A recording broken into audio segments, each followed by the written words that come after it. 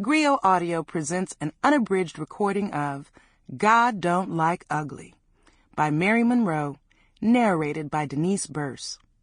This work is copyrighted 2000 by Mary Monroe.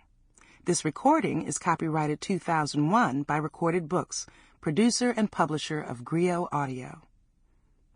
Annette Goode is a shy, awkward, overweight child who keeps a terrible secret. With the help of her new friend Rhoda, she manages to survive adolescence and blossoms as a woman. But when Rhoda reveals a secret of her own, Annette's world will never be the same. And now, God Don't Like Ugly. Chapter 1. To this day, I don't know exactly where Mr. Boatwright came from. He slid into my life one dark, miserable day in October 1956, when I was 6 years old. I arrived home from school, and there he was, decked out in a fleecy white suit and a lopsided fedora. He was grinning all over the place as he removed his musty things from a large military bag and placed them on our already cluttered living room floor. His pointed-toed shoes lined up in our hallway looked like a row of little missiles. "Who are you?" I asked, eyeing him suspiciously. He looked about 100 years old.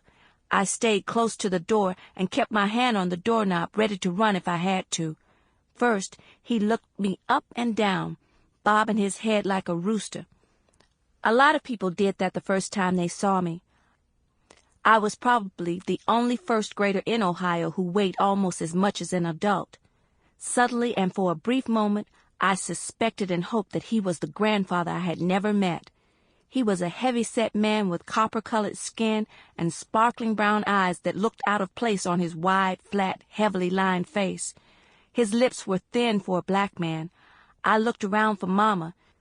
She appeared within seconds with a smile on her face that stretched from one side to the other. She stopped in the middle of the floor and started wiping her flour-covered hands on her crisp white apron. Standing close to the man, I could see that he was not much taller than Mama, and she was only 5'2". "Annette, this here's Brother Boatwright. He's fixin' to move in with us," Mama informed me. Stunned, I looked from her to him, then back to her. "Is this my granddaddy?" I asked. My heart was beating about a mile a minute. "No," Mama chuckled. "You ain't got no grandfolks no more. Brother Boatwright is just another brother in need of a place to live. He's just..." Sample complete. Ready to continue?